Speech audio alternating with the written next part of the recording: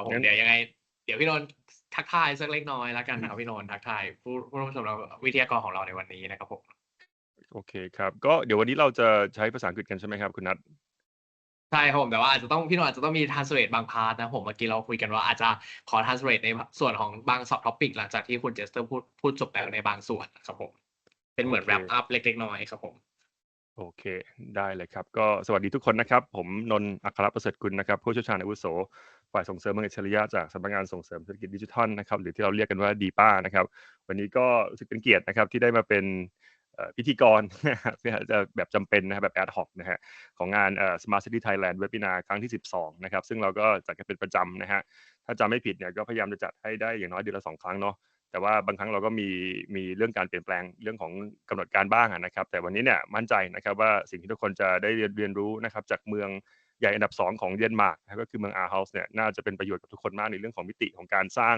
เมืองที่น่าอยู่โดยการเอาเทคโนโลยีที่มีประโยชน์เนี่ยมาใช้ตอบคนนะครับแล้วที่น่าสนใจก็คือว่าทางเดนมาร์กเนี่ยนะครับเขาให้ความสำคัญมากเลยกับเรื่องของการรักษาสิ่งแวดล้อมนะครับเขาเนี่ยไม่มองว่าสิ่งแวดล้อมเนี่ยเป็นสิ่งที่ทำให้การเจริญทางเศรษฐกิจเนี่ยมันถูกระงับนะครับเพราะบางประเทศเนี่ยเขามองว่าถ้าเราให้ความสำคัญกับสิ่งแวดล้อมมากเนี่ยหมายความว่าเราต้องโยกเงินจากกองที่จะเอาไปใช้ในการพัฒนาเรื่องของเศรษฐกิจนะครับแต่ว่าทางเดนมาร์กเนี่ยเขามองว่ามันควรจะไปด้วยกันได้เศรษฐกิจที่ดีเนี่ยก็ทำให้คนมีศักยภาพที่จะใช้ชีวิตได้ดีขึ้นเอาเรื่องของแรงงานที่ตัวเองมีเนี่ยไปเปลี่ยนเป็นผลประโยชน์ทางเศรษฐกิจซึ่งนำมาสู่เรื่องของความน่าอยู่ของเมืองนะครับแล้วก็เรื่องของสุขภาวะของแต่ละคนที่จะนำไปสู่เรื่องของการพัฒนาภาพระยะยาวในเรื่องของการพัฒนาประเทศด้วยซึ่งตรงนี้ผมคิดว่าเป็นประเด็นสำคัญมากนะครับเพราะว่าหลายๆครั้งเนี่ยเราอาจจะมองว่าถ้าเราต้องเลือกเอาอย่างใดอย่างหนึ่งนะครับจะเอาเศรษฐกิจจะเอาสังคมจะเอาวัฒนธรรมจะเอาการจราจรหรือว่าจะเอาเรื่องของสิ่งแวดล้อมนะครับแต่ว่าเดนมาร์กเนี่ยเอาทุกอย่างเลยนะครับโดยที่ถือธงสำคัญเลยก็คือเรื่องของการพัฒนาสิ่งแวดล้อมแล้วก็เรื่องของงานเชิงนวัตกรรมให้มันกลายเป็นจุดขายสำคัญของการพัฒนาพื้นที่นะครับก็เกิดไว้ประมาณนี้แล้วกันนะครับเดี๋ยวเราไปฟังจากคุณเจสเปอร์กันเลยตรงๆนะครับว่าสิ่งที่ทางเมืองพัฒนามาตลอดนะครับว่าเป็นยังไงบ้างนะครับทีนี้นะฮะก็ผมได้รับโจทย์มานะครับว่าก่อนที่เราจะเริ่มนะครับก่อนที่ผมจะโยนไมค์ให้กับคุณแจสเปอร์เนี่ยเดี๋ยวทางคุณแจสเปอร์นะครับแล้วก็ทางทีมงานทางฝั่งของเดนมาร์กเนี่ยอยากจะฟังนิดนึงนะครับว่าการพัฒนาของเมืองไทยเนี่ยเราทำกันมายังไงนะครับแล้วก็สิ่งที่เราประสบความสำเร็จบางครั้งนะครับก็มีหลายครั้งเหมือนกันที่ทำแล้วพยายามจะทำให้มันดีแต่มันก็ยังไปไม่ถึงที่หมายนะครับเป็นยังไงบ้างนะครับเราจะได้เอามาแชร์ประสบการณ์กันแล้วการคุยกันครั้งนี้นะครับเว็บไซต์ครั้งนี้มันจะได้ไม่เป็นแค่สิ่งที่ทำแล้วจบไปนะครับแต่ว่ามันเป็นสิ่งที่น่าจะสร้างคำถามให้พวกเราหลายๆคนเนี่ยอยากจะไปต่อยอดหาโอกาสทางธุรกิจหาโอกาสในการที่จะทำงานร่วมมือกันต่อไปได้นะครับโอเค so I want to switch back to English. Hi Jasper, how are you? Hi, I'm doing great. Thank you. Oh, okay. So for the past 5 minutes, I've been pretty much talking about the history of this webinar that we have been trying to do it once a month or more because it's very important for us to be able to create and deepen the sense of awareness among us in Thailand and beyond who are interested and who are enthusiastic about learning in the way we can make our city smarter. And I did mention a little bit about Denmark and your city that has been very focusing on environment as a key and use that as a way to establish the innovative networks that enable the city to transact better, have more sense of convenience among the citizens, and at the end try to bond citizens together with the innovation and of course with the sense of smarter city that they all belong to. So that is in a sense, I don't want to give away too much. I have all my GPT, line up on my screen here in order to, just in case, your microphone broke or something, I can just, give a lecture on your behalf. But no, I'm not going to do that. So the point today is that I'm going to pass your microphone after maybe like 10 minutes of my preface about what we have been doing here in Thailand. What kinds of work that we have accomplished and what kind of work that we have failed, because I think the gist of this kind of conversation is not just about sharing what are successful, but also sharing the lessons and challenges, the obstacles, the hurdles that we have been trying to overcome, and sometimes we fail. I think it could be a very useful lesson to learn as well, and not just a successful one. So without further ado, if you don't mind, Jasper, I'm just going to spend like 10 minutes-ish, giving a little bit of backgrounds on what we do, what we have been doing here in Thailand, and the kind of work that we seem to think as a template to a degree. Nothing can be one size fit all forever. But some of the things that we have done that we believe could be a pretty good template for the future development. So let me pull up my PowerPoint quickly, just so that people don't get bored just listening to me. At least there are some slides to show. Okay, so here's my slide. Can you see it? Yes. Okay, all right. Sure. So when we started to work on smart city programs a few years back, probably 6-7 years ago, I joined depa about 6 years ago. One of the first tasks that I've been tasked to do was to look around the world and try to understand what is the meaning of smart city and what kinds of projects that we can use as the model. And to my surprise, I actually learned a lot more about how smart cities actually fail than it succeeded. And let's look at some of these cases. So one of the hypotheses that I had when I started to work on smart city program for Thailand on behalf of depa was to think about what are the resources that we need in order to promote smart cities. And I misunderstood that if we had two resources, we can do all kinds of smart cities. And one of them is good intention. Of course, you need to have good intention. And the other one would be if you have a lot of money, you can always turn your city into a better one.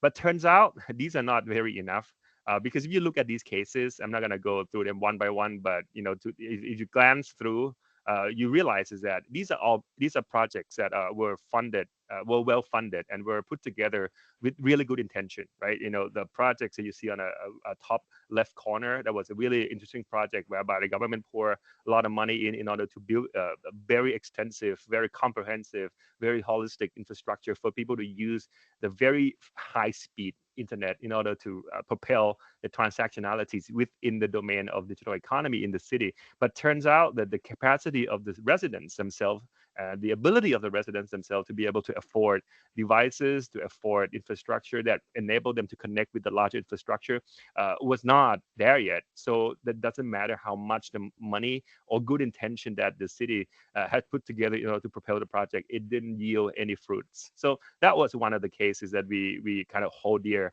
that if we wanted to create smart cities, you need more than just good intention and money, because when you scratch in the wrong place, you're not gonna feel better, but you're also actually losing the time and efforts in scratching at the wrong surface. And also in the cases of the top row in the middle, you see a lot of cities mushrooming up from green fields lately, because a lot of cities do have a lot of money to spend in terms of urban development. And as we learned from the past few years, that cities are growth machine. So a lot of cities are putting a lot of money into trying to promote new cities, wanting people to move in. But turns out once the city was completed, nobody wanted to move in, because at the end of the day, people think of cities not as infrastructure that is entirely physical, right? If you want to move into somewhere, you want to move into a place where there's culture, the history, the sense of belonging, there a sense of activities, and not just a new town with a lot of fancy buildings. That's not enough for people to be enticed or to be attracted by. So at the end, you have a lot of situation where ghost towns have become a mainstream for places whereby they have a lot of supply in terms of resources, but without the understanding of the demand, they ended up creating something that nobody wanted to use. Or in the case of the top right corner, you have a city where there are too many security cameras around the cities.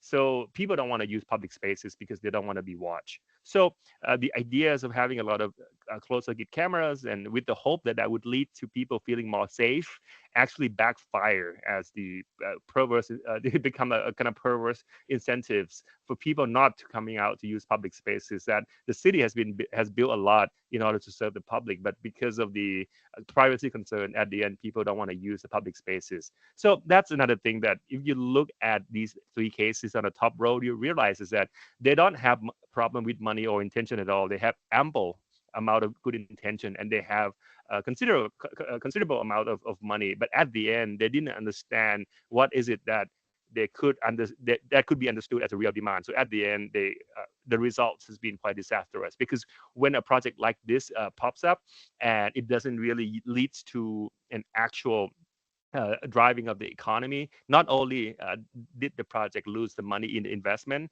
it also lose the opportunity cost within the time frame that they could have used that money and good intention elsewhere, like healthcare, education, that could be more meaningful. So to summarize, from my research, from my understanding of smart city over the past 6 years as the senior expert in smart city promotion for depa, this is one picture that I would like to reinforce. The idea that at the end of the day, if the parents love the baby so much, the parents, first of all, need to come down to the bed and to look at what the parents themselves want to give to the baby before the parents eventually invest in buying that things for the baby. In this case, the parents are the cities and the babies are the citizens.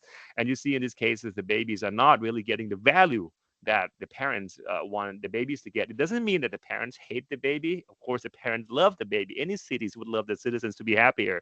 But without the testing, without the prototyping, without the understanding of the demand side, it doesn't matter how much supply or how advanced your supply is. If it doesn't convey, if the value doesn't cascade down to the level of the users, it's as good as having nothing. And in other cases, and I like this a lot too, because it speaks a lot about the efforts in building smarter cities that we have been seeing in the past few years, whereby a lot of people were trying to build something really beautiful, but turns out the people, the citizens, the users, the clients, the customers are thinking of it as obstacles. So they would rather take shortcuts. And to this very particular case, as a designer myself, I would blame the designer for not understanding the pattern of behavior that is very commonsensical and intrinsic. Like in this case, everybody knows that the distance from point A to point B, if you walk diagonally, would be much, much shorter than if you were to walk alongside the triangles. But for some reason, the designer, look at it from above and decided that whatever looks good from the plan would be amazing from the ground level. That's not the case, and therefore you have a pattern of beaten path whereby people would just keep walking on it, and it's not the reason why this whole landscape was designed at all. So it's not only being misplaced, but also misused, also misallocated in terms of resources, and at the end it doesn't benefit lots of people. So because of this, we were looking at smart city as a paradox. So in a sense, a lot of people are using the term smart city quite conveniently and quite carelessly, because sometimes they use it in order to create an appeal, either from the market perspective or either from the superficial perspective, whereby they use the term in order to attract people who believe that smart cities mean technology, or smart cities means a lot of advancement, or smart city means a lot of convenience that brought about by technological infrastructure. But that's not the case at all, because as you have seen in the 6 cases that I showed you earlier, it doesn't matter how much good intention you have, it doesn't matter how much money you have. If you're not scratching the right spot, you're not going to feel better. So I wanted to talk about one case before I pass the microphone on to Jesper, that we believe to be a pretty good, interesting templates, or not templates, maybe model that we have been wanting to replicate for the past few years. So this city in the southern part of Thailand is called Nakhon Si Thammarat. The city itself has been known for heritage, for a lot of religious institutions, and it doesn't matter what you believe in. There's a lot of Buddhist temples there. There's a lot of Hindu shrines. There's a lot of Christian churches, and there's also almost every religiosities have their branches and their offices there in order to support those who are coming to the city for pilgrimage. So what happened is that over the past couple of years, the city have gained another reputation, which is the reputation of a smart city of Thailand, a model smart city. In fact, it won so many awards, including this World Smart City Expo 2023 award last year from Korea, which is one of the largest events. So many people ask me the questions like, how did it happen? Because I happen to be in the picture that you see here on the right-hand side. So it turns out a lot of people call me after the news that the city had won the award kind of went out. So the reason why the city won the award was quite simple. It was able to solve problems that nobody could have solved for the past 20 years. And that problem is the problem of flooding. So for the past few years, the city flooded a lot, and every time the city flooded, you have a lot of problems. You have a problem of having to fix the infrastructure. You have to compensate for the casualties. You have to think about talents who no longer want to move back to the city because the city is no longer livable. You have to think about the investment money that no longer wanted to come to the city because nobody want to build a factory in places that flood every year. So every time it floods, the city hurts deeply. It's not only on the surface level, but all the way down to the opportunity for the city to be able to be economically viable in the years to come because investment doesn't want to come if the city cannot solve this very problem. So what we did was to look at the way to solve the problem. Well, we could build dams, we could build underground infrastructure to drain water quickly, but then those are expensive because those are all physical. So we have to look closer. So what we did was to make a comprehensive survey, and then we realized is that, well, the city's flooded a lot in the past decade, but before the last decade, the city didn't flood a lot. And that was because the city itself has a crisscrossing waterways that serve as a natural overflow for water to flow out. And over the past few years, these small little canals has been clogged a lot because people throw stuff in there. And whenever there is a good person who want to report the problems of clogged waterways, they have to come in and fill that form you see on the top right left corner. And that form is not easy to fill. The form itself is not accurate. And also, of course, at the end, the form itself is not digitalized. And therefore, it takes people a long time, take the staff a long time to fix a problem, even though they have the problems written down in the paper form. So what the city did, what we tried to help them with was to prototype a system whereby we can turn this paper-based into digital-based systems, whereby we can cloud source information from the citizens, the goodwill citizens, faster. And the data that was received by the platform put in the cloud can be analyzed in real time and enable us to see where the problems are much faster and much more accurate in terms of location. So only within the first few months of launching this platform, we got a lots of information coming in. Like these dots are problems that are sent to us throughout the using the platform through the platform by the citizens themselves. And these maps might not be useful, right? Because it just shows you how many problems there are.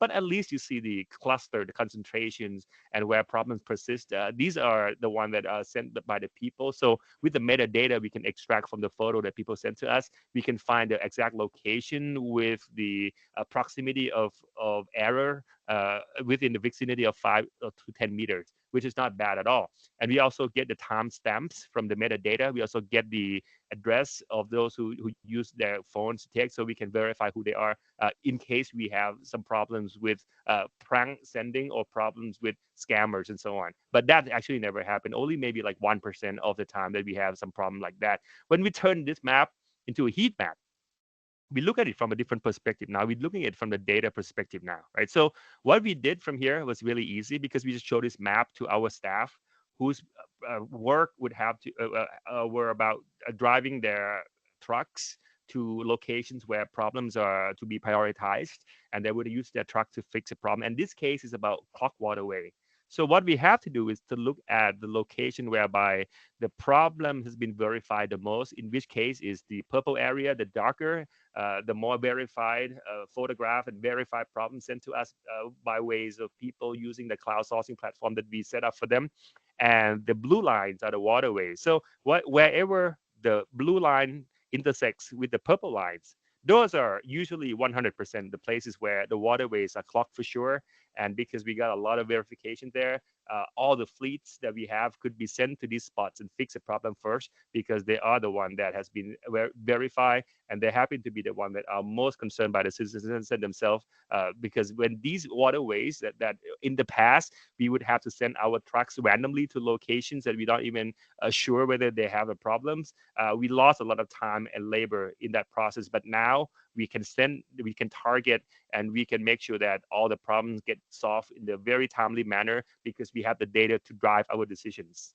So I'm really happy to showcase that within the past few years, we were able to solve these unsolvable problems with the fraction of how much it would cost if we were to build physical infrastructure. And the system expanded from solving the problem with the waterways. Now we use it to solve other problems like pothole on the streets. The same concept, people report a problem. Sometimes we use sensors. Sometimes we use the AI computer vision driven cameras to detect problems on the surface of the roads, problems with waste management, problems with bedridden patients, and problems with how we might want to reorganize or mobilize resources. We also use the platform to get people to voice their concerns, to give us their suggestions, and at the end telling us what is it that they want us to prioritize in order to solve problems in the most timely manner possible.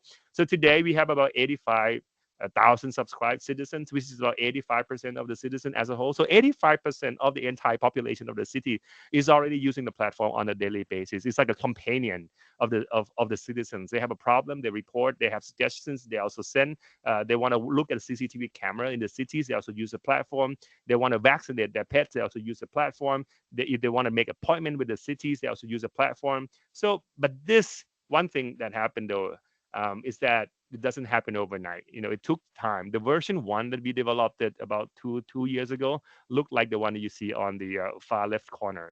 Very simple. It's almost like a prototype. When you click that button, it leads you to Google Form. It's a bit troublesome. People hated it, but at least we know that people like the fact that there is a better way of reporting problems than asking them to go to City Hall and fill the form on paper, right? So at least we know that people are prone to use the system on their cell phone, on their smartphone, rather than coming into the city. So because of that knowledge, we were able to move to the next version and the next version. So right now, we in the current version that you see in the middle right now, it's much more robust, and we hope to add more functionalities to it. So the last thing I want to talk about was how do we drive from within as well?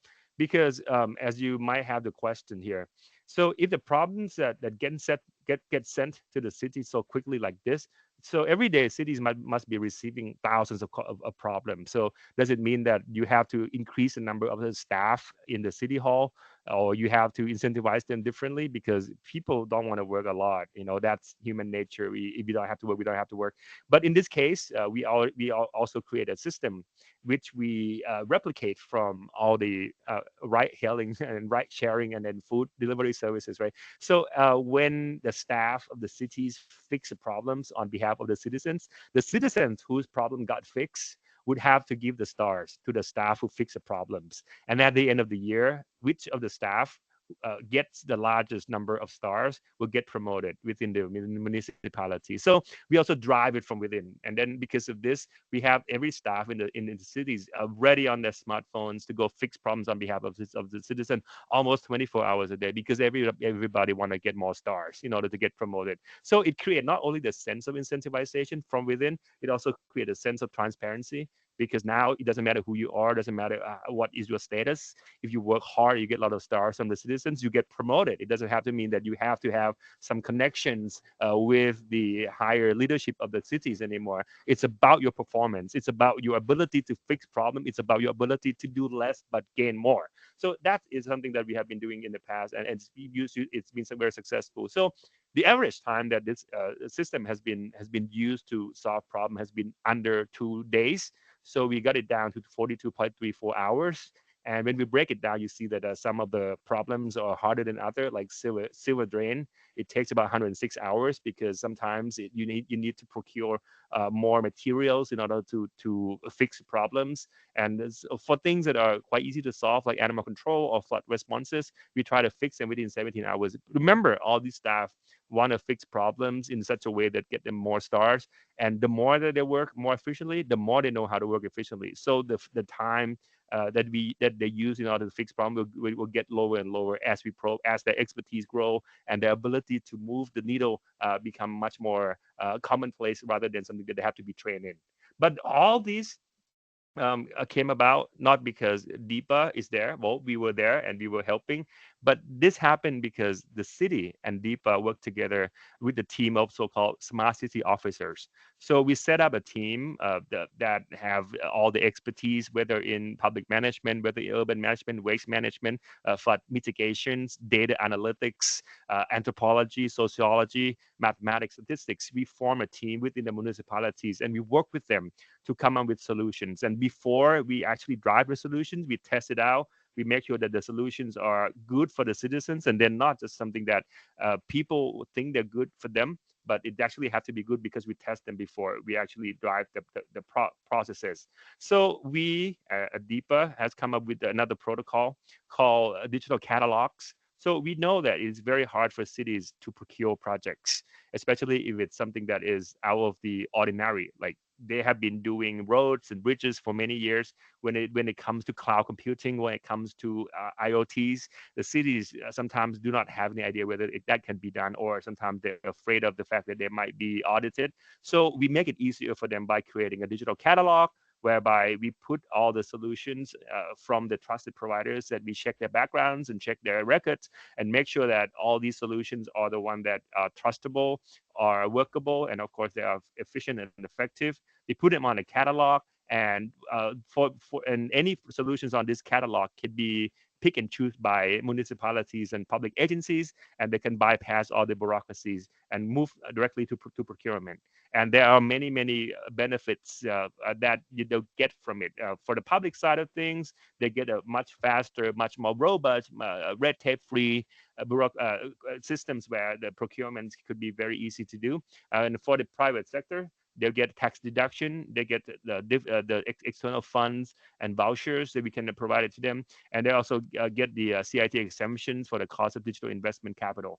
And all these things are something that we're trying to create in order to make sure that people are at least being pulled into thinking that digital could be a way out, digital could be a way up, and digital could be a way that they can create a betterment for their services and solutions. So altogether, we have only 3 key points here. First of all, we have built our smart cities program from the ground up. We made a lot of mistakes in the past, but the one that we succeeded in, we succeeded because we use technology purposefully. So we don't just go for the newest or the most advanced, but we go for whatever that help us solve the problem. Sometimes it could be low-hanging fruits solutions. Sometimes it could be something that quite advanced, but before we procure or before we pay a lot of money on something we might not even know the efficacy of, we always try our best to test it out before we eventually make decisions. The second thing is about focusing on the value, because many places that we visited, both domestically and internationally, they have problems with focusing too much on the quantitative KPIs, whereby they look at quantities, they look at how the numerical justifications rather than whether or not they actually deliver the value to the people. In this case, we want the tennis balls. We don't want the box that seems to have been able to accommodate more tennis balls, but these balls no longer bounce.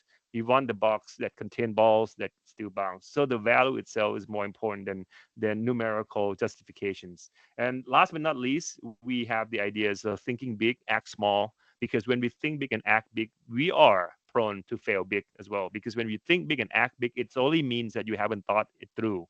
So when we think big, we want to act small. Act small means that we wanted to pilot it, we want to prototype it, we wanted to prove a concept it, we want to try to find a way to understand whether or not we move into the right direction. If that's the case, we consistently scale it up. If it doesn't work, we scale it down. If it doesn't work at all, we scrap it, but it's not that bad because you scrap it when it's still small, which means that you are not losing a lot of money in the processes. If you think big, you act big, and you want to scrap it at that point, you might as well put more money into it because it becomes sunk cost. So in a sense, we try our best to be big in terms of how we think, like the case of solving the flood problems in Nakhon Si Thammarat. But when we act with prototypes, trying to get involvement from the people, trying to get our smart city officer team to think alongside about which might be the way to get people to become more participatory. What are the ways or methods to incentivize our staff and our citizens to get involved? What might be the way to reward those who are working hard? And what might be the way to understand and measure our KPIs that has to do with livability rather than the numerical justification that I talked about earlier. But the rule here is that you have to be consistent. And when you're consistent, you can do less but gain more. So at the end, our projects, we have been working in the past. Now we have about 36 cities around Thailand that has been endorsed as our smart cities that we are promoting heavily. There are also about 100-something cities that are in our network that we are promoting also quite heavily. But the whole point is that people has to come first, in the sense that we believe that people are not just the incubators of the solutions that we try to promote. They have to agree to it, they have to find it easy to use, and they have to like to use it. But people first, because the people themselves are actually very good at creating stuff. So when we think about the role of government, the government shouldn't be building a lot of things for the people unless we work with the people in coming up with the idea for building them, because the people too are the one who are going to be using the services. Therefore, they have to have their voice heard. They have to participate in the process of putting the process together, and they have to be the one who say yes or no to the final results. So that's what we mean by our smart city program. So I hope that's give you a little bit of an overview of the kind of things that we are trying to do and working hard in the past few years. Again, we are not perfect. We try very hard to make this better than before. Kunnat here has been working very hard. He doesn't sleep. I sleep a lot. I sleep 10 hours a day, but Kunnat doesn't sleep at all because he worked really hard. But we all here at depa are here to serve, and we're trying our best to make it better than before. So I'm going to pass over to Jesper. So Jesper, tell us more about Aarhus and how Denmark has been leading in terms of innovations and smart city programs, and how sustainability has been part and parcel to your equation. Sure. Thank you very much. And also thank you for an interesting presentation. I think there is a lot of similarities, and what I like is that, as you mentioned as well, at one point we thought that a smart city was the same all over the world, and it's absolutely not, as you also mentioned. So it differs a lot from country to country, but also from city to city, and that's of course because the country and city infrastructures and development has been quite different from over the years from country to country as well. So we have pavement all over the place. I remember India made 100 smart cities, and 50 of them they actually need pavement as the first example, and not a new infrastructure on the digital side. So I think that's quite interesting to link into that sense. So, but I think everybody can see my slides now. Yeah, that's good. So I'm Jesper.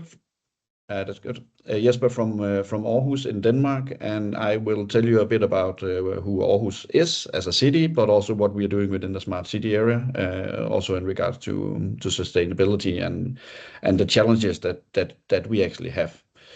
So just to set the stage, so we are the second largest city in Denmark. We have approximately 360,000 inhabitants in the city.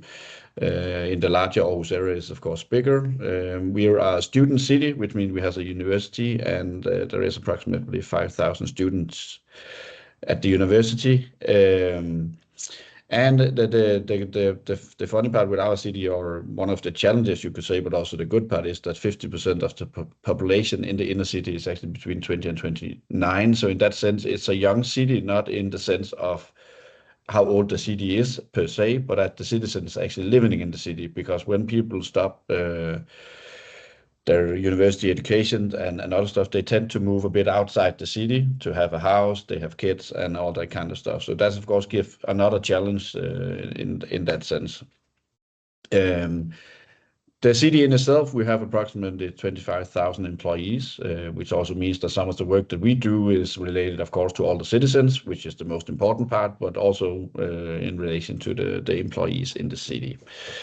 And we have different areas we work with, challenges. So we have the same, as you mentioned, we have mobility, we have the digitalization issues, economy, resources, there is flooding, the climate is under pressure. And then we have coined something we call wicked problems, which I'll get back to later on as well.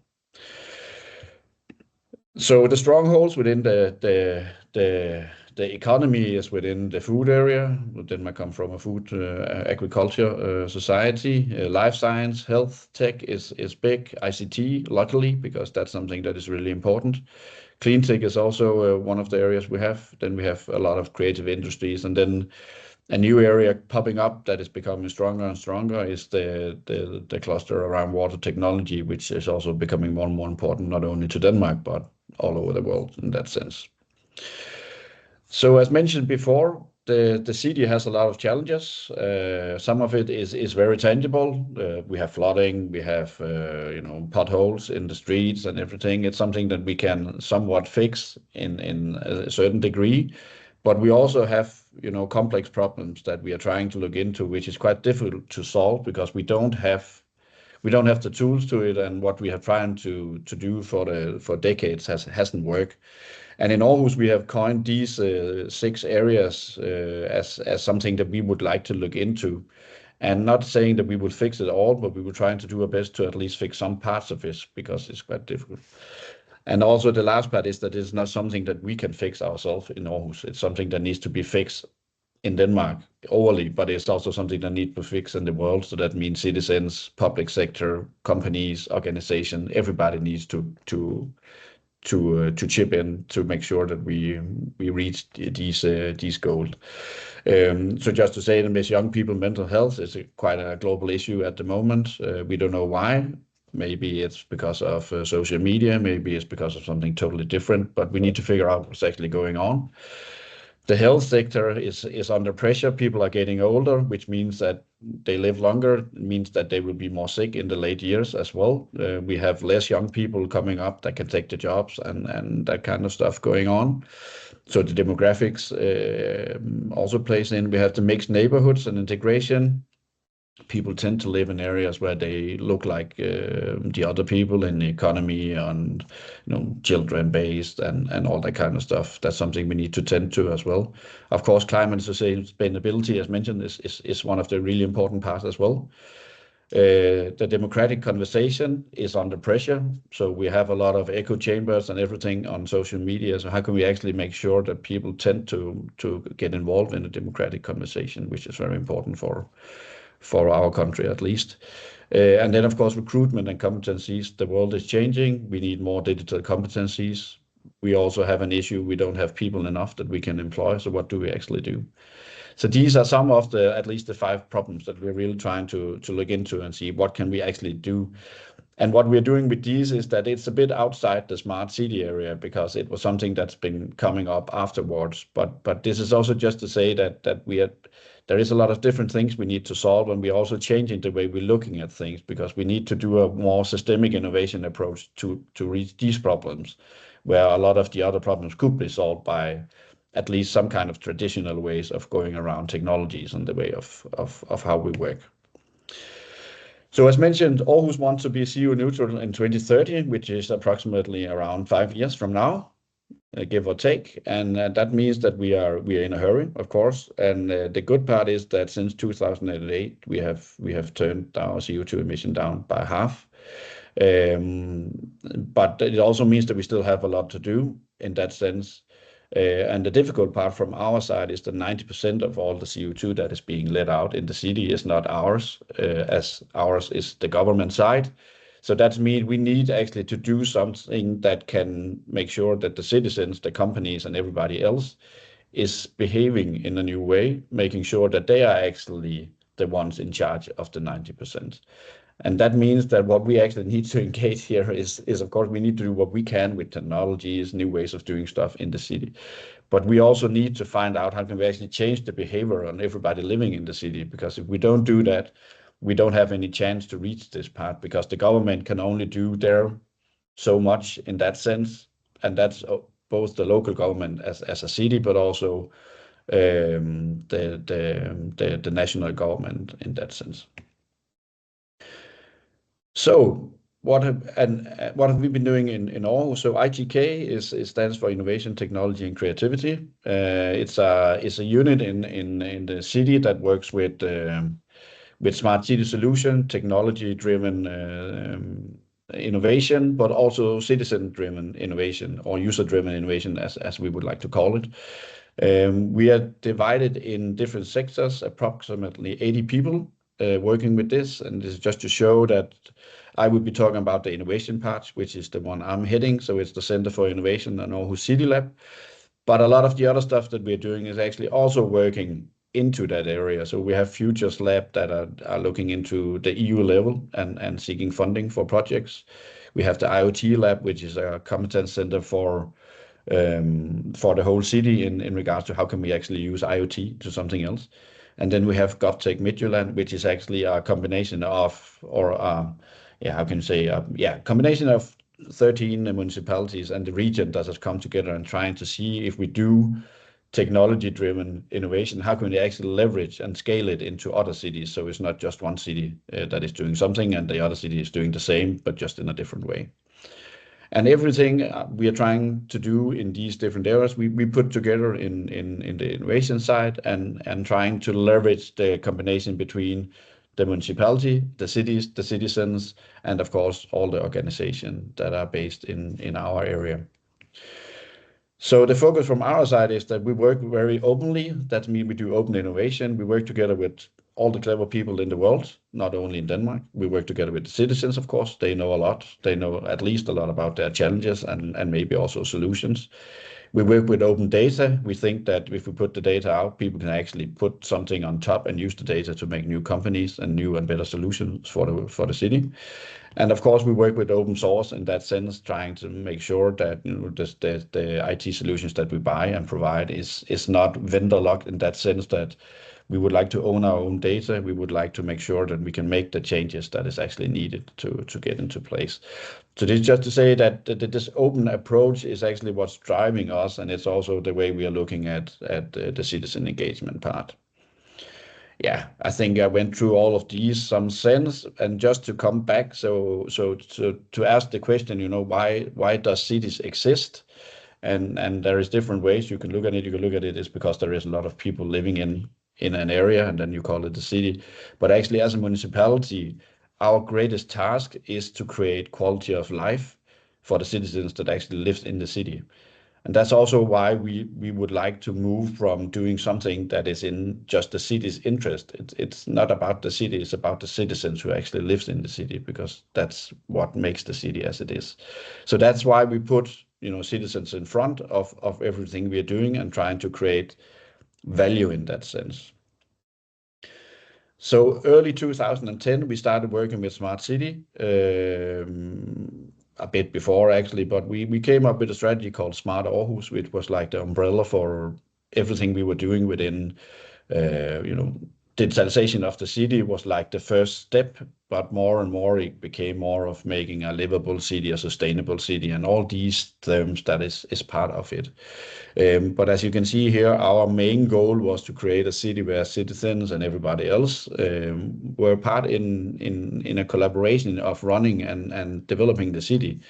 The city should be a resource for creating the sustainability they actually need. And of course, digitalization was seen as a mean to achieve what we would like to do in the city for the good city, and not as a goal at itself. And that might also, make some threads back to, what do we actually need? Do we need quality or quantity, as you mentioned before, Nan? Because I think that's very important. It's not, we don't need to digitalize a city just to do it. We need to do it because it makes sense. And I think we've seen a lot of examples, at least within the smart city, where the other one was like the main driver. So, the more technology we could put in, the better. But nobody used it, so it was actually a waste of time and money and resources that could be spent on something else. So as mentioned, I'm heading Center for Innovation in Aarhus, and I just want to touch upon it to say that in 2015 we made this center, which worked across the whole municipality, trying to leverage the innovation work we do. So we built up the innovation capacity, make sure that all our colleagues, which come from a lot of different cultures, educations and everything, and most of them doesn't know what innovation is or how to work with it. So our job is to make sure that we have a common language for working with innovation that is on the strategic level as well, and also to teach them how to use different kind of methods. And in that sense, we use, of course, design methods and anthropology. So it's very much this user-centered design approach that we use as like the tool for doing innovation in Aarhus. Other than that, we have a lot of great consultants that work within different innovation projects. That comes not with the how can you say, the professionality of being within health, but we come within being very good at working with innovation, and then we take the other people in that know something about the domain that we actually work in. And then we have a meeting place and a workshop where people can come, do POCs, and step out of their everyday life to do, new thoughts, new innovation workshops, and so forth. So just to touch upon that, this is one way to do innovation, and this is more the systemic, the human-centered approach of innovation that we are doing within the Center for Innovation and assisting with. And just some example of, we do prototypes, work together with experts and different kind of stuff. But back to the agenda, Aarhus City Lab was established 2 years ago in at least in the way it is today, but it's a long vision, and City Lab has existed for, I think, more than 5 years now. But what Aarhus City Lab is a test facility and a showroom for innovative smart city solutions. We use it as a tool for the dialogue and the development between companies and the city, but also citizens in that sense. And then we would like to be the single point of entry that facilitates the contract between companies and the municipality, and stimulate the market for innovative digital solution. I think the important part here is that there is a lot of technological solutions out in the world. Companies, they make a lot. They think they have really great solution, and I think they have. But there is always some kind of challenge between what they think they have and the needs that we actually have in the city. So what we try to do is that we try to merge these two areas to make sure that we actually get solutions that we can use in our everyday life. And at the same time, we give a space for companies where they can actually develop these solutions so they fit the real world and not just the idea they had based on assumptions and whatnot. So that's actually what we try to do in our City Lab. And then we have been lucky that we've been appointed partners in 2 very big EU programs called the TEF, which is a test and experimentation facility, and EDI, which is a European Digital Innovation Hub. And in our sense, they have been called Tech Circle, which is the EDI, and Sitcom AI, which is the TEF. But that's actually been a way that we could leverage our City Lab. So that's also why I said that we are now in a phase 2.0 where we have the possibility to scale it up more than before. So why did we make this City Lab? We did it because we needed we called it living lab before, but it was more like small spaces where we could do stuff. Now we actually want to open up the whole city as one big living lab. So that's why we call it a smart city lab now. But in sense, we did it to, of course, to innovate and to go into this twin transition, which is a big term, at least in Europe at the moment, but where we need to do a transition towards climate neutrality, sustainability in that sense, but we also need to do a digital transformation at the same time. So it's actually 2 of the main challenges that we are looking into, and that's also why EU programs like Joint Boost Sustain and other stuff that we are involved in makes sense for us to participate in, because we can learn from peers and we can also give our knowledge to other people. And then, of course, there is funding and technology that we can leverage on in that sense. And the really important part for us is that, when we do these challenges or projects with technologies, is that make sure that, the ethical and socially responsible areas are taken into account. So that's also why it's difficult with AI, because, how can we make sure that it's ethical and socially responsible in the answers that they actually give? So that's like the main reason why we did these city labs, as mentioned before, and this just to show the challenge that, we have a lot of challenges and strategic goals in Aarhus.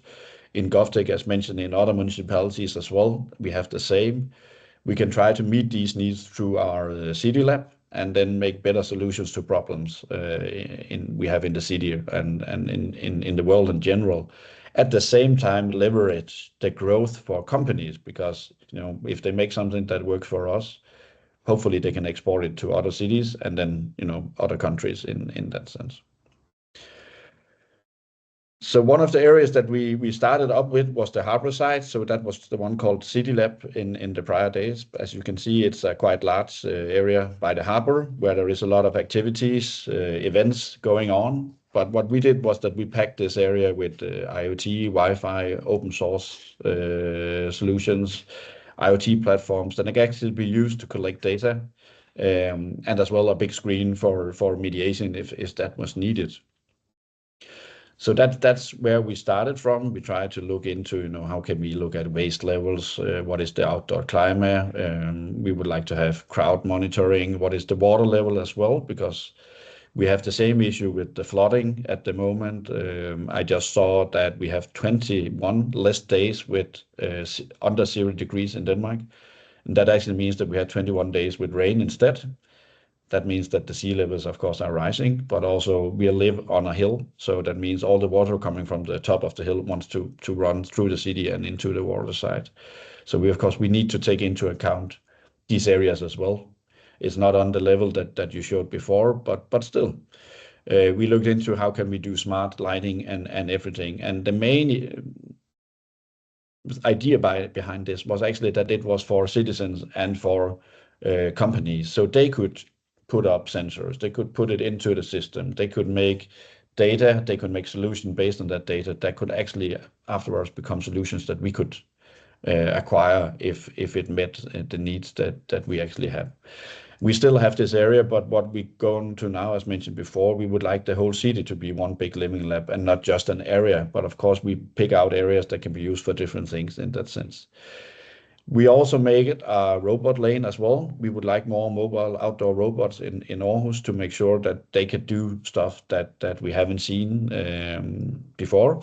And also all the repetitive tasks that we have people that are doing, actually, like cleaning the streets, picking up cigarette butts and all that kind of stuff. So we actually made an area where companies can test these new solutions as well.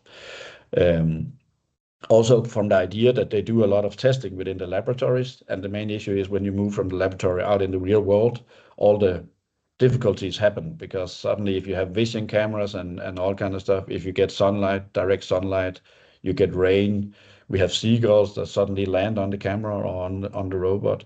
So actually, if you need to do something that works out in the real world, you also need to test it in the real world before putting it out in that sense.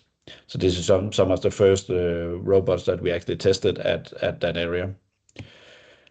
We put also in the city, we have an infrastructure, low power wide area network, as it's called, LoRaWAN, which is possible to send small data packages. And it's actually, it's not costly, it's not vendor locked in that sense. And we can actually open it up for, companies that want to engage and do solutions on this infrastructure as well. So we have covered the whole Aarhus in this one, which is also unique, and we can share it with companies in different kind of test pilots. At the same time, we made tapas. So I can imagine everybody knows the GPS. GPS is quite good. The main issue with GPS, at least in cities, but also in general, is that they have 10 meters of discrepancy in regards to where you are. We can come down all to under 1 centimeter with the tapas set up. So that also means that we can actually test geo-based location services, robots that drives autonomously based on GPS and other stuff in our city, and make sure that we actually know where the sensor or where the autonomous robot is, so it doesn't drive in the water or the sea level or hit a citizen or something else. So to say, we have built out a lot of infrastructure that can actually be used when we test these. And also something that we would like is that the companies, they look into the infrastructure that we actually have chosen and say, okay, so we do solutions that actually fit these infrastructures instead of doing something that is based on something totally different, where we need to buy a new vendor solution or something else just to have the infrastructure because it's already here. So that's something that we work very much in. As mentioned before, EU collaboration is really important for us to meet these, and we are part of 100 intelligent cities. We are part of EU missions, climate neutral smart cities. We have these EU programs with the TEFs and other stuff. So just to say, this is a way for us to at least do international collaboration, but also a way to leverage what we are actually doing. So just want to fast forward and show some of the projects that we have been doing as well. So at least we have problems with cigarette butts and nicotine bags all over the city. So when we made a collaboration with a platform provider for autonomous robots, so they made the platform that can drive around autonomously and everything else. And together we actually made this vacuum cleaner you can put on top with a vision, a camera, and an AI detection that can actually showcase that it only vacuums cigarette butts and also nicotine bags. The idea was that at some point there was a tax that was put on the cigarette producers in that sense, and the first idea was it was based on the quantity that the cities could collect. That's why this was focused on picking only this one up. But the idea was actually that we would like now to have a robot that could drive around in the city and vacuum everything, making sure that garbage collection and whatever is needed in the city, to substitute the people that at the moment are walking around and doing quite labor-intensive work that damage them in the long run. So we would actually like to use these new automation technologies to make sure that we can use people for what they're good at and not just repetitive work that doesn't make sense maybe in that sense. Also the recruitment part taken into account. Together with another company, we actually made Sea Protector 1. So the company made it, of course, but we were the first test site. So we have like the stream going through the city. It also passes our cafe area, which is a really cozy area, but it's also a place where people, they tend to drink some beers. As you can see, they throw it into the stream. It runs out into the sea level, and it's quite difficult to pick it up when it hits the sea. So we put this robot and develop it together with the company, which actually skims the top of the stream, making sure that all the garbage doesn't hit the sea level, and instead is being picked up and emptied at some point. It's of course an intelligent part, so people have the tendency they can actually sail through the stream if they want to. And when passengers are coming, it detects and moves up and pull to the side, and when the sailors have passed, it goes back into the water once again and starts skimming the sea level. It also has detections if people should fall into the water and hit this one. It picks up everything else, but it detects something that is above 10 kilos, and it also detects heat signatures in that sense to make sure that we don't pick up people who accidentally fall into the water, which can happen, of course. In that sense, at least when the water also is quite cold. We try to do the same with water drones. Could it sail out in the sea level and pick up garbage? Could it sail out and pick up oil leaks in that sense, to make sure that works? This was only a prototype. It's not functional. We still have it, but it is not flying. So it's also to say that sometimes we do stuff to figure out what can we actually do with the technology, and we end up saying, okay, the business case is not there at the moment. We need to do something else maybe. And other times it's actually worked as shown with the Sea Protector 1 robot that picks up the garbage. In regards to the CO2 level, so we actually have issues with parking. A lot of people living in the city have too many cars, or at least if you look at the statistics, so everybody has at least 2 cars in Denmark. It of course a big CO2 span. So the main idea would be that make some kind of systemic change that change the behavior of the citizens to having less cars in that sense. But we need to do something at least also within the parking area. So what we have set up is 1,000 parking sensors in an area which is hidden, so it doesn't make a lot of impact on how the area looks like. But it tells citizens where they can actually park, where there is free parking spot in the area they live. And the good part is that sometimes they drive along for 15 to 25 minutes, and it's actually a lot of CO2 pollution just to find a parking space.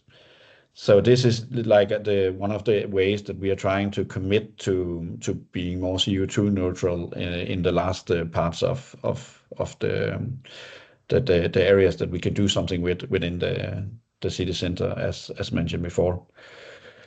We work a lot with optimizing of energy consumptions in buildings in general. So how can we actually make intelligent buildings where we put up sensors, we collect a lot of data that can be used to make sure that we do energy savings, make sure that we build less buildings and actually use the buildings that we have way more than we do today. So if there is like a school with 4 empty classrooms, how can we actually use these 4 rooms to something that might be something outside the school area, but for organizations that want a location to be in that certain time as well. We can do activity-based cleaning because we don't need to clean areas that have not been used as often as areas that are in use. There is a lot of water running through these buildings, and sometimes the toilets are, running not only if you push it, but just in drill, it's using a lot of water. So we need to make sure that we don't use water in that sense because it saves resources, and of course, in our case, it also saves money, which is quite important. So we are really looking into how can we use these intelligent, city centers and also buildings in regards to making sure that we reduce the use of resources, and of course, in that sense, also reduces CO2 level and reduces the amount of money that is being spent on something that doesn't make sense. And once again, coming back to the open source work that we are doing in ITK, so this is actually all the data collected is being put into this IoT infrastructure, which is an open source that all municipalities in Denmark can use and also integrate up against. And the LoRaWAN, as mentioned before, which is a quite cheap infrastructure that we have, can be used to send these small data packages as well. So this is actually an example of how everything is being moved, together in the work that we are trying to do. We do the same on bike lanes. How can we make sure that we are actually, cleaning the right areas from snow when it's snowing? We use about approximately 25 million a year on this area, and so it's really important also to show the people who are commuting on bikes that if you take this route instead, we actually manage to clean that area for you, so don't use this area. So this is also more to do it in more how can you say a better way to make sure that we clean the main areas at first, and that people know that they are cleaned to make sure that price and accuracy is better than it was before. We have tried to do it also with data clouds, digital twins of the trees that we actually have. Digital twins are quite big. We're also trying to do it on the cities in general, but in this sense, we can actually make a digital twin of a tree, see how much carbon storage the tree actually can gather, and in that sense, you can actually put a price on a tree. So we actually have trees that are worth more than 500,000 Danish kroner, which is quite funny. And the idea was actually just to figure out when we actually are salting in the wintertime, if the trees are being hit by the salt, we had an idea that it will actually affect the trees and it wouldn't be good for them. So we put plastic on them instead, which is also costly. So in this sense, we are trying to use it and see, okay, how is actually the everyday life impacting the trees, and where should we put up trees in sense, making sure that we make more space for carbon storage, which is still important, even though if we manage to reduce a lot. For the citizens, once again, sensors in our, I'm not sure what the English word is for these, but if you fall into the water, you can use these secure baiting rings to make sure, but people tend to steal them. And now we actually have an opportunity to make sure that we know they are in the right spot. And if they're not, we can come put up a new one or find the old one as well. This is, of course, if people fall into the water side, we can make sure that we can throw this in and get them up again. As mentioned before, the digital twin is really important. So at the moment, we are looking into intelligent positive energy districts, trying to make a digital twin of different areas in the city and see if we can make these areas as positive on the energy side as possible. This is a part of the EU mission. It's a new project that we are looking into, but the ambition is actually to try to make sure that we can make these CO2 neutral areas, and then we can scale it to other areas in that sense. So the first areas we have chosen is just to show here, and then we do the scaling area afterwards. And actually, it doesn't matter which area we are using. It can be generic and scaled to the rest of the city and other cities in the same sense. Back to the citizen engagement part, we also try to do what we can. We use robots, social robots, to come out to connect the digital and the people, also to make sure to show that it's not dangerous.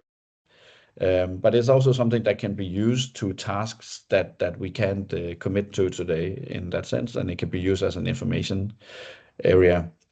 I think we started with the robots. Now we see a lot of avatars as well. That's being moved into the city as well, like that are being used.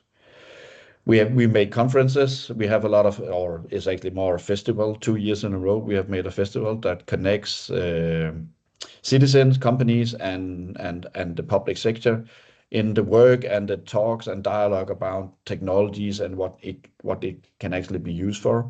And at the same time, we try to leverage that, that we build up the capacity for digitalization with younger people as well, so kids can play with robots and all these other stuff that we're doing. We have made alternative routes for bikers, but also people in wheelchairs, and we of course did that by following people around in the world. So we did citizen engagement, talk to them, and say, okay, what can we actually do? And what we did was we measured the pollution, and as you can see, the red areas is the ones that are the main polluted areas. It's also the main areas that normal people, they would do biking and they would maybe use their wheelchairs. So we have tried to put in alternative routes to make sure that you can actually avoid these areas where there is a lot of pollution at the same time. But still also taking into account, of course, if you are on a wheelchair, you can only drive on a certain kind of pavement in that sense. So that there is a lot of stuff that needs to be taken into account, and we need to talk to the citizens to make sure that actually work. And that's once again saying that we work a lot in the field. We actually have a City Lab wagon as well. We can drive around. We work bottom up with citizens, and then we try to do the solution as low cost as possible as a start, to do a real life testing to see what actually works. And then we do iterations to make sure we actually end up with the right solutions that fit the purpose, and also that has the technology that we would like to use. We did the same in regards to the 6 wicked problems, saying we have these wicked problems, talk to the citizens, saying what can we actually do? We should have a dialogue of what is the challenge and how can we try to solve it. We used AI as a simple tool where we could edit, and they could prompt the city for how does a city look like with people in mental health, or if it was flooded or whatever. So actually there came a lot of different pictures, as you can see here, from the citizens saying, oh, this is how I imagined the city in, I can't remember, 2040 or something like that. And then we took it to the city hall, and there was actually exhibitions where other citizens could also come and engage in a dialogue, saying, okay, if this is how we imagine the city in 2040, what can we actually do to make sure that we doesn't end up here in the intervene between citizens and digitalization and the services that we have to provide as a city. So I think that was all from my point of view, and I hope somehow it gave an idea of how we work with smart city in Denmark, or at least in Aarhus. And on that note, also saying that we don't have a national smart city agency, so this is totally up to each city to do what they do, and to find the right way. And the way I've tried to show is at least the one we are in Aarhus. So thank you.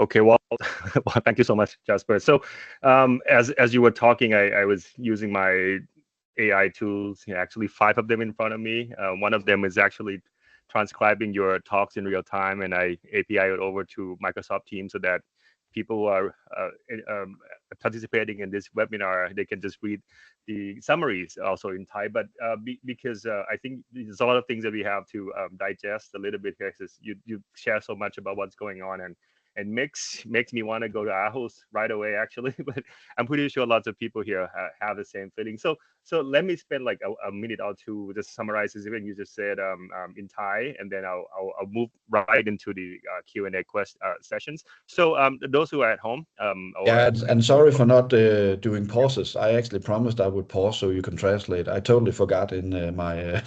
I'm sorry don't for worry that. about it. I mean, I was actually preparing to kind of cut in and provide translation, but since I have an AI that can directly API to Microsoft Teams and in real time, I thought it's probably better for you to just talk without my interrupting your flow, which you did perfectly, by the way. Congratulations for that. So let me summarize it in Thai quickly, and then I'll move back to the Q&A. So those of you who are at home or in your office, if you have questions, you can type into the chat box, or you can prepare to raise your hand, or just shout out, because I think Jesper here have a lot of knowledge that he'd like to share with us. And I think we only have 1.5 hours here. It's about reaching the end. Soon be my go over time a little bit, but hopefully this give you a lot of good ideas about what kinds of smart cities that Aarhus is hoping to become. Very similar to what we do here in Thailand, but with a little bit more advancement in terms of resources and investments. And we are aspired to be like Aarhus for sure. And of course, the citizen centricity, the engagement that bring people in, get them to think alongside the bureaucrats, and get the bureaucrats to be supporter of the citizens' incentives. I think that's something that we can learn a lot from. I think there must be a lot of collaborative potential between us. So let me do this first before I keep going without stopping. Okay. ก็ขออนุญาตสรุปนะครับว่าสิ่งที่คุณ Jasper อธิบายในภาพรวมนะครับว่า Aarhus เนี่ยเป็นเมืองใหญ่อันดับ2ของเดนมาร์กนะครับประชากรประมาณ 360,000 คนเป็นเมืองมหาวิทยาลัยนะครับโดยประชากรส่วนใหญ่เนี่ยอายุประมาณ 20-20 ปี 50% ของประชากรในเขตเมืองเนี่ยมีความท้าทายเรื่องของที่อยู่อาศัยแล้วก็เรื่องของครอบครัวนะครับเมืองนี้มีความท้าทายหลายด้านนะครับไม่ว่าจะเป็นการจราจรด้านการเปลี่ยนแปลงสภาพภูมิอากาศทางเศรษฐกิจนะครับทรัพยากรซึ่งหลายๆอย่างก็อาจจะคล้ายๆกับประเทศไทยเหมือนกันซึ่งต้องการแก้ไขแบบองค์รวมนะครับจากความร่วมมือจากหลายฝ่ายโดยเฉพาะเรื่องของการปล่อยก๊าซเรือนกระจกที่ต้องการจะลดให้ถึง 90% นะครับทีนี้เมืองอาร์ฮุสก็จะมีหน่วยงานที่ชื่อว่า IGK นะครับที่ทำงานด้านนวัตกรรมเทคโนโลยีมีความคิดสร้างสรรค์นะครับก็มีแนวทางในการแก้ไขปัญหาเหล่านี้โดยที่มุ่งเน้นเพื่อแบบเปิดกว้างนะครับใช้นวัตกรรมเปิดข้อมูลเปิดซอฟต์แวร์open source นะครับที่ทันสมัยแล้วก็ยังได้จัดตั้ง Aarhus City Lab ขึ้นเพื่อเป็นตัวกลางที่อำนวยความสะดวกในการทำสัญญาระหว่างบริษัทนะครับแล้วก็เทศบาลนะครับเพื่อให้การดำเนินงานระหว่างภาครัฐเอกชนเนี่ยทำงานด้วยกันได้ง่ายขึ้นครับซึ่งหลายๆอย่างที่ทั้งเมืองนี้ทำเนี่ยก็คล้ายๆกับสิ่งที่เราพยายามทำกันอยู่นะครับเราอาจจะมีทรัพยากรที่เดนมาร์กเราอาจจะไม่ได้มีเรื่องของความก้าวหน้าล้ำหน้าในเรื่องของความรู้ความสามารถในแง่ของทักษะของผู้ที่ทำงานเนี่ยเท่ากับเขาแต่ว่าผมว่ารูปแบบที่เขาทำนะครับก็เป็นแรงบันดาลใจที่ดีให้กับเมืองหลายเมืองที่ประเทศไทยเองสามารถที่จะจัดตั้งได้เช่นเดียวกันนะครับทีนี้นะครับ okay so that's my summary so let me give you a few questions just while we're waiting for questions from home from the audience at home to come in. So first of all, you described the challenges that Aarhus faces with climate change and the goal, the plan, the ambition to reduce carbon emissions. How do you think Thailand, keep in mind that we are not only middle income trap, we also facing a lot of challenges in terms of lifting people out of poverty and making sure that nobody go home with empty stomach, and that's the kind of things that we have to deal with at the foundational level of our economic mitigation. So how do you think Thailand, with the condition that I just described to you, can adapt the approaches that Aarhus is taking in this area? Yeah, so of course we also have issues with people who needs food and who needs a place to sleep as well. But I can imagine it would be in another scale, even though and so it's not to say that we have a lot of challenges as well, and in that sense, so I think the most important part is of course to build up at first the society that at some level that you would like to have in Thailand in that sense. So, what is the basics that needs to be delivered from the public side in that sense? And then, of course, seen from a city point of view. So I think, a city doesn't have the funding to handle everything at once. It doesn't have the manpower to handle everything at once. So I could imagine in one way was to try to, as we did, to figure out, what is the main challenges that we would like to focus on. I know that the best part would be that we did everything, but I could imagine it's also difficult to go in that direction. And then I think that what can be done with the City Lab approach is that you have the opportunity to take the challenges that you have and then put them out into the real world, saying that this is not just our challenge to deal with this. This is actually something for the community. So what does the citizen say about it? What does the organization say about it? NGOs and what else? What does the universities, the research institutes, and the companies say about it? And how can they pitch in regards to solving these issues? And at the same time, if you do it together with the citizens that is actually impacted by what you're doing, you will also get a more larger ownership and making sure that the solutions that you come up with at some point is actually the right ones for the citizens and the problem that you're trying to face. So I think that would be what can be learned from this one, as the human-centered approach. It's all about people in the end. But of course, you also need to have the system incorporated when you're on a public level in that sense. So it will save. I won't say it would save time, because it might be more time consuming in that sense, because you need to engage more with the outside world. You will also get solutions that might not fit into the system that you have. But instead of discarding it as a problem, you might want to change the system instead of trying to fit the solutions into the system in that sense. And that's what can actually be done with this approach in some sense. And then, of course, you need to somehow figure out how it fits your reality, and don't copy it from just what we have been doing, because it might not be just something that can be copied in that sense. You need to tweak it and make sure that it fits your world. Yeah, I mean that's a great point, because I heard a lot about the argument against the fight for climate change, as many people argue that it's something that only in the hand of developed countries. If you are not developed yet, you want to focus, put your resources into bringing the people our poverty line. Then you can think about climate change, and I think that goes with what you were saying, that copy and paste is not going to work, because different countries, different nations, different cities have different contexts and different needs, and of course different priorities. So I mean, in Thailand too, we learned that very early on, when we made a few mistakes, when we copied some of the ideas from other countries, and then we realized is that not working for us at all. So our approach is actually not copy and paste; it's more like steal and improve, in the sense that if some ideas are already really good, we want to just steal it, but we don't just steal it. We also want to improve upon it, so that we have a better things that are fitting our context.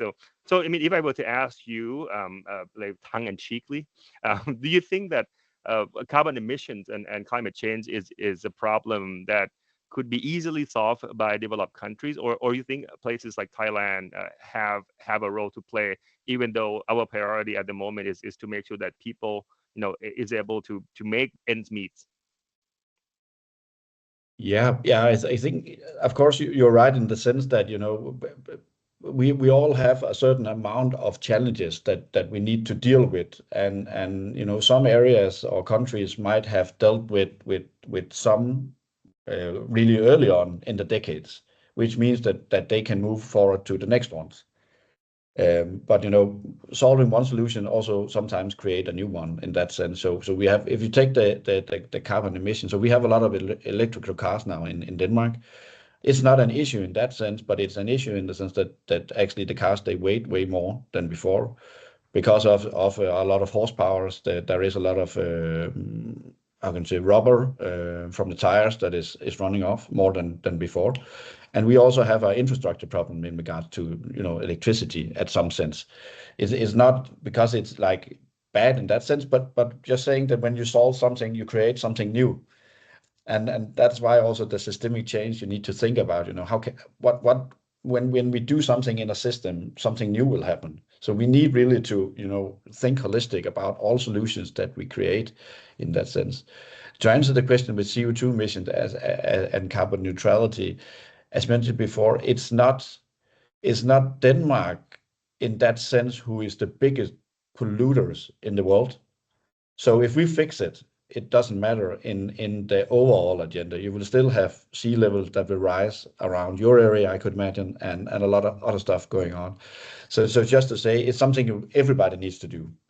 You know, even if it's a poor country, if it's a rich country, it might be something different that we can do because you might have less cars maybe, at least compared to citizens measures or something like that.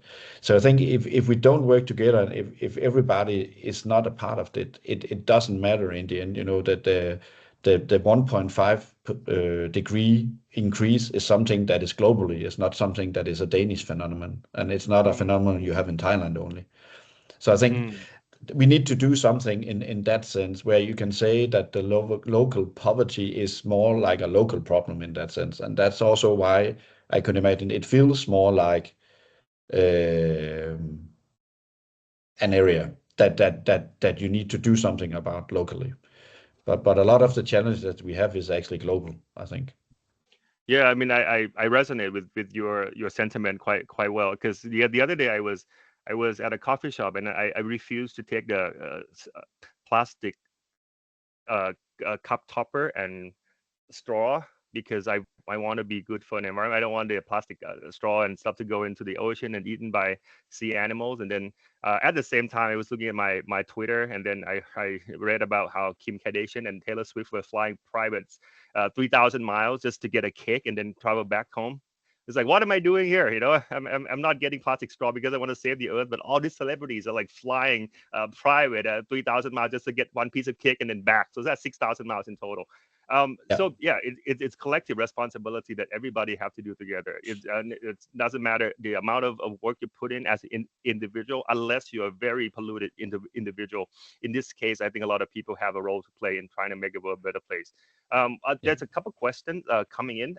One from Kun Nun. Okay, you probably know her. Jesper mentioned the absence of national agency to promote smart cities in Denmark. How do cities in Denmark effectively connect, collaborate, and share knowledge, resources with each other? Any mechanism, challenges, or innovative approaches?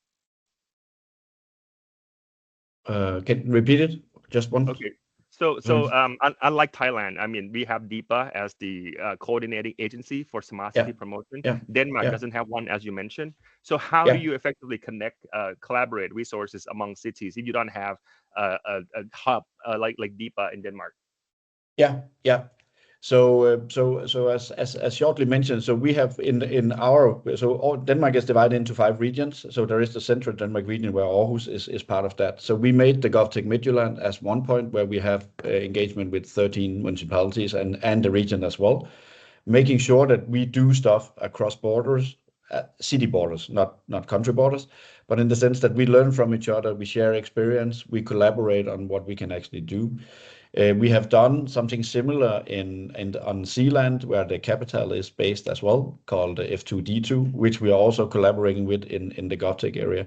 So I think we have a more bottom-up approach in regards to how we as cities can leverage and work with the challenges that the cities actually have, and also the smart city areas. But it's also because our structure is that, you know, the national politics is looking at the national areas, and the local areas is being driven by the cities in that sense.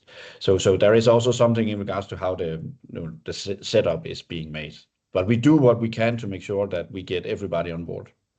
Well, so in other words, would it be better if Denmark has something like depa to coordinate all the resources, or I mean, the argument could be that there shouldn't be an agency like depa in Denmark, because when governments are not very useful when they try to do something that the private sectors are doing better.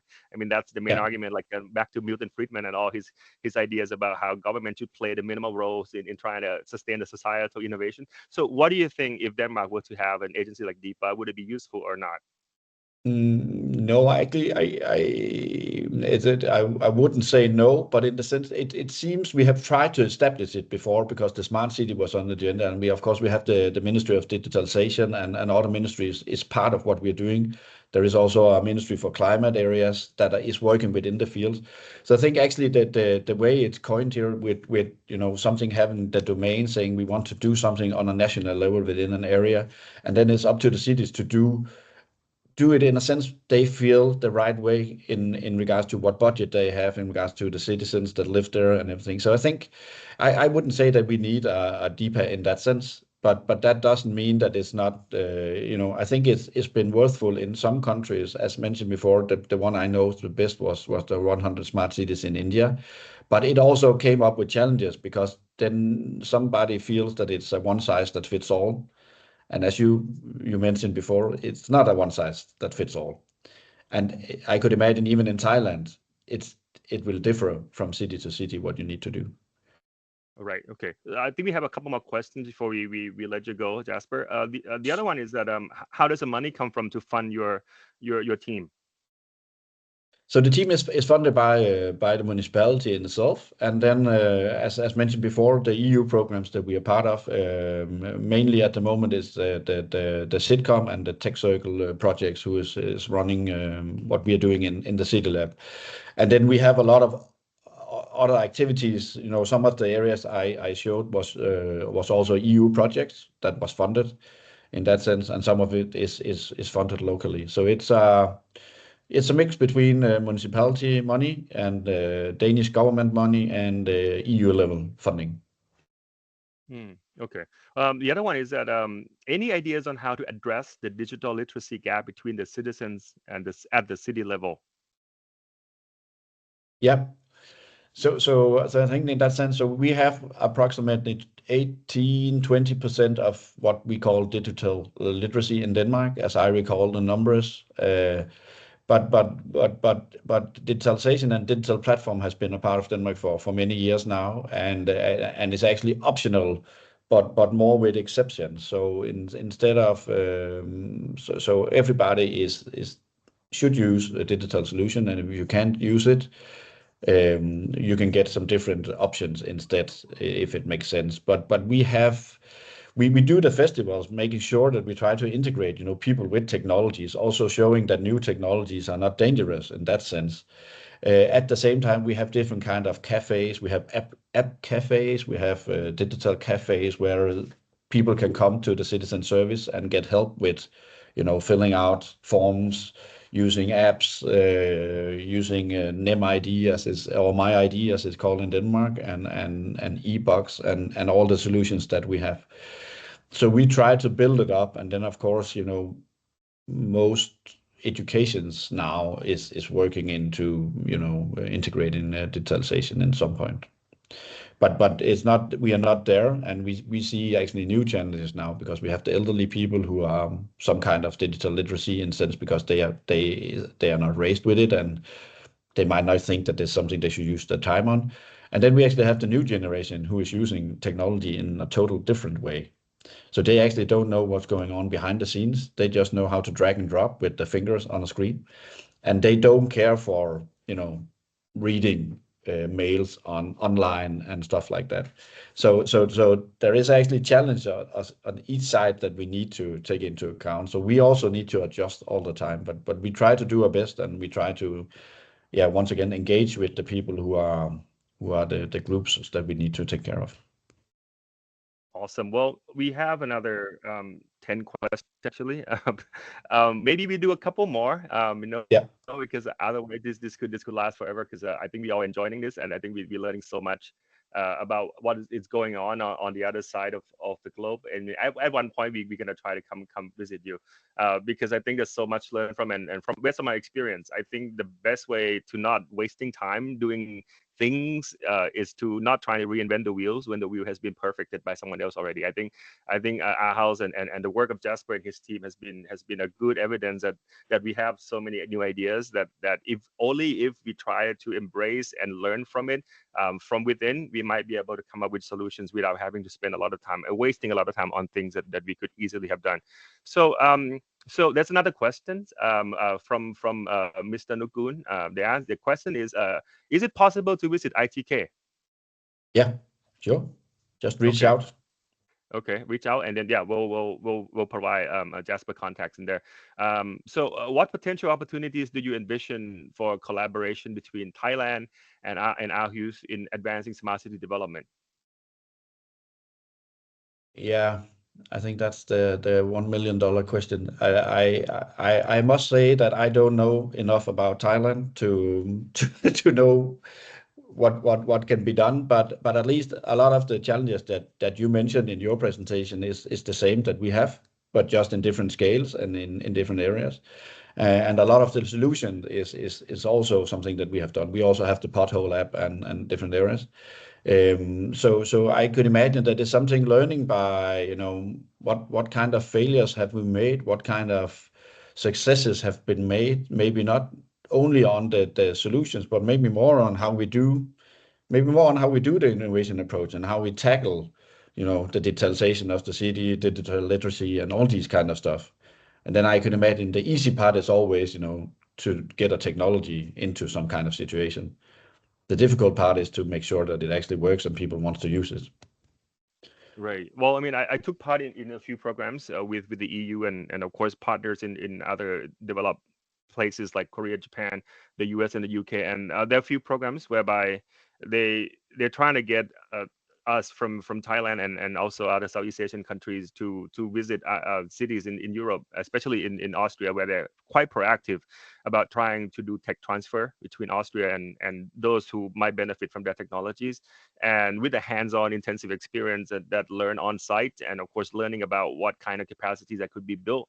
Eventually, when the delegates returned to their respective countries, they were able to put together some proposal to get the funding from their national government to do projects.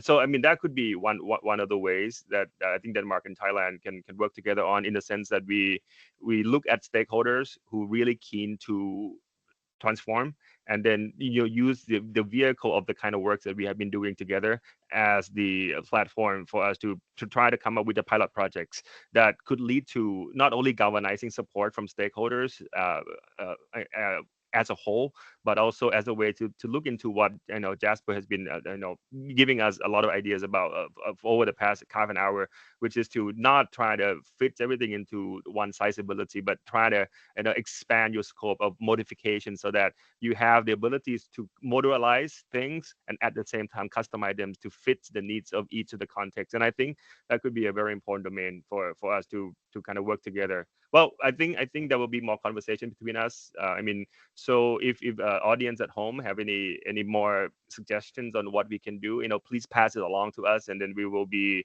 your surrogate, will be your proxy in connecting with Jesper and see how things could go from here. Well, before I close, and also feel free to send the questions directly, and I can do it on email if that's possible. Okay, definitely. Well, before I close, I just want to read out some questions, so that Jesper have some ideas that people are really interested. People are really, I mean, otherwise we wouldn't have gotten so many questions. So I'm going to read out just a few, so you get the sense of what participants are thinking about when they heard you. Well, first, do you believe that smarter is more effective than the traditional smart city model in driving sustainable urban development? A very interesting question, right? Is the term smarter better than smart, right? You know what?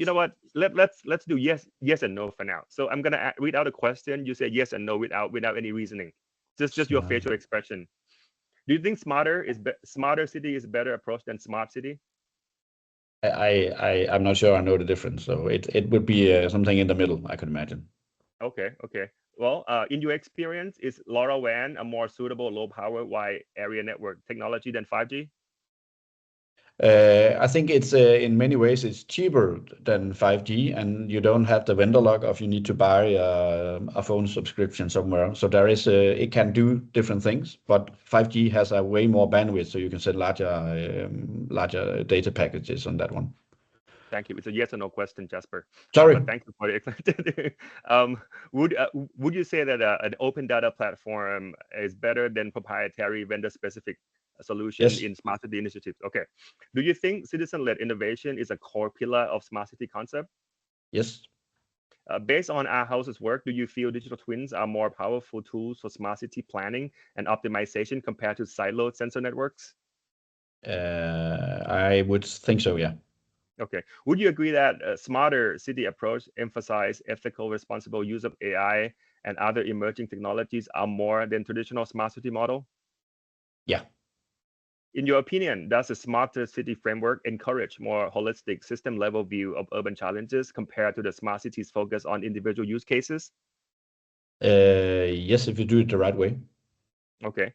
Do you believe that smarter city model is better suited to addressing complex wicked problems that cut across different urban systems and stakeholders?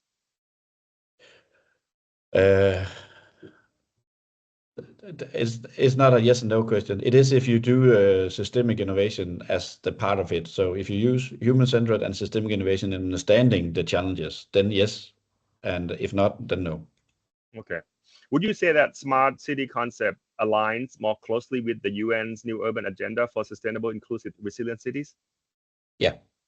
Overall, do you think the smart city approach is a more future-proof and adaptable framework for urban transformation compared to traditional urban planning model? Yeah. Okay, thank you. So the last question is for me. If you can, what do you think your organizations could be better at? Our organization, I think we could be better at. I think the implementation and scaling part is really, really important. We do a lot of stuff that somehow end up stranding somewhere and doesn't become a solution that can be used. So if we can scale that part down and have more, scalable and implemented solutions, then I think we could be better at that and have, way better solutions out in the world as well. And you don't think money is a problem?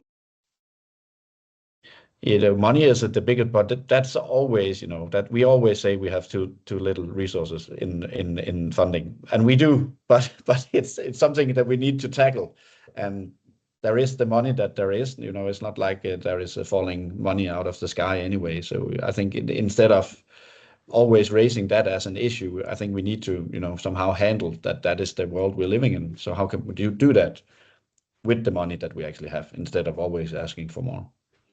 Yeah, I totally agree, because last time I talked to my team, we were talking about getting a lot of money for a project, and then one of my superior, he was saying, well, I mean, if I give you 10 million, you'll be innovative, but if I give you 1 million, you'll be even more innovative, because you have to find the way to make things work with much less money.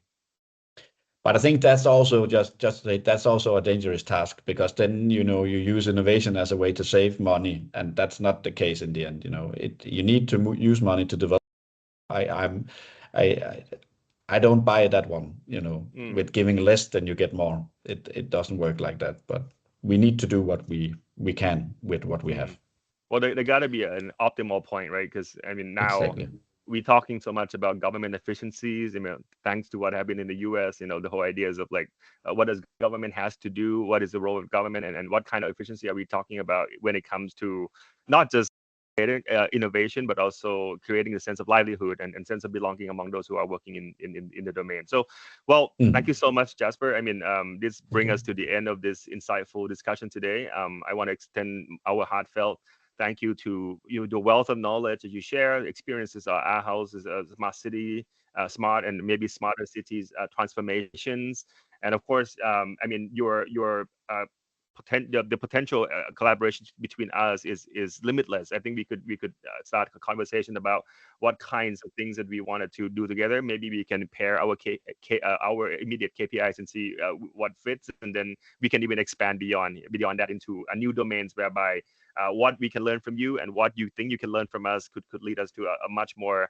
bondedness in terms of not just diplomacy, but also solution providing, and of course a smarter city for all, which is the goal that we have at the end of the day. This earth belongs to everybody. It doesn't matter how much one country can do, but it's about the whole community of people on the earth to be doing together and try to strive for the betterment of the environment we're living in. And urban environment is where half of the citizens of the world are living in. So thank you so much. This is great. So why don't we have a group photo? Can I ask all the participants who are still online, I think there are a few of them right now, to have their cameras on so that we can have a nice group photo despite the fact that we're not physically together. And I think my team could not will take a photo for us, I guess, so that we Yes, can have sure. right ครับผมเรียนเชิญผู้เข้าร่วมทุกท่านนะฮะเปิดกล้องกันสักเล็กน้อยครับผมถ่ายรูปเป็นที่ระลึกสักหน่อยครับผม yeah okay I think there's like 30 something people here but I saw like 5 people here what's going on okay I guess you are shy right อ๋อ okay ครับ so เป็นเพราะว่าเราสปอตไลท์พี่นนท์กับคุณเจสเปอร์คู่กันก็เลยเห็นแค่นั้นครับผมตอนนี้เปิดหลายท่านเลยฮะเนี่ยครับผมเดี๋ยวผมเอาลงให้แล้วครับผม so we smile together นะครับ and I will count down to 3 2 1นะครับผมโอเค 3 2 1 smile one more นะครับ one more 3 2 1โอเคครับผม thank you very much ครับ all right thank you so much everyone thank you so much Jesper it was a great webinar I learned so much from you and I think we're gonna have to find a way to visit you in Aarhus and possibly I think maybe after this New Year celebrations we could have a conversations about how to move the needle when it comes to Thailand and Denmark collaboration. Thank you so much for your knowledge today. We learned so much today. Thank you so much. And happy holidays. Thank you. Likewise. Take care. Yeah, bye. Thank you. สวัสดีครับ